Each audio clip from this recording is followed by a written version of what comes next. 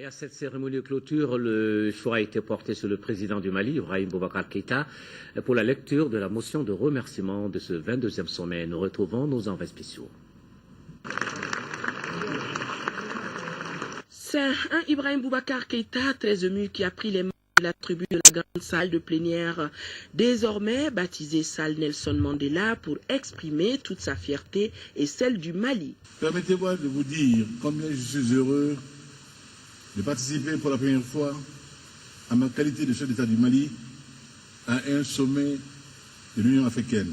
Dans cette maison commune, je vous apporte ensuite, distingués invités, les salutations du peuple du Mali, pour la solidarité que vous lui avez témoignée tout au long de la crise qu'il a éprouvée, tout au long de ces mois, de cette année de calvaire, de descente aux enfers. Par le passé, le Mali a eu à déployer des centaines de soldats sur le front de la lutte pour la paix, la liberté, dans différents pays d'Afrique et du monde. À son tour, il a été fabuleusement assisté. Et nous n'avons pas de mots suffisants pour remercier la communauté internationale. Le thème de ce 22e sommet, agriculture et sécurité alimentaire, dira le président de la République, est plus que d'actualité. L'Afrique reste plus que jamais menacée par les instabilités politiques, les guerres civiles, la faim et la montée du terrorisme.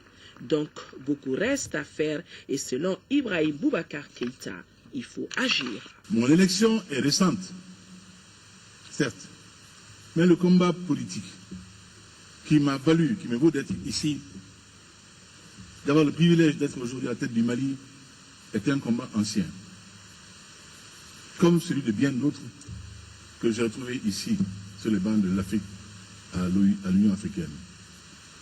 C'est dire que j'adhère totalement à la conviction que le temps est venu d'accélérer l'histoire du continent, la marche du continent, le progrès du continent, son émergence tant retardée, alors que ses potentialités sont énormes. Time has come. Comme vous tous ici, je suis convaincu que l'intégration continentale, loin d'être facultative, est la condition sine qua non de nos survies individuelles, de notre plein épanouissement collectif. Je renouvelle donc la totale disponibilité du Mali pour mettre en œuvre l'intégration du continent. Elle est possible, elle est plausible. Le président de la République, le connaissant, ne pouvait pas manquer une telle occasion sans s'arrêter un instant sur la mémoire de l'icône de la libération de l'Afrique, Nelson Mandela Madiba. À mon frère, le président Jacob Zuma, je réitère mes condoléances les plus sincères et celles de la nation malienne à l'occasion de la disparition d'un homme remarquable, Nelson Mandela. Le mot plein d'émotion et de vérité que le président Zuma a adressé à notre conférence nous a touché, m'a touché au fond de mon âme. Tant ce mot était juste. Nous avons eu l'insigne privilège d'être témoins de ce qu'était Mandela, Madiba. Ayant eu le bonheur de l'accueillir durant 3 journées au Mali, qui furent pour moi plus que toutes les années de Sorbonne et d'autres universités. J'ai côtoyé là un homme, au sens plein du terme.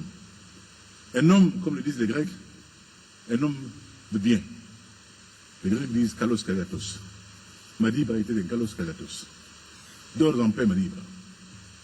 La décision de baptiser désormais notre salle des plénières par son illustre patronyme ne pouvait être plus heureuse. Merci à l'Algérie de nous l'avoir suggéré. Ibrahim Boubacar Keïta retourne donc à Bamako en chef d'État comblé pour une première participation à un sommet de l'Union africaine.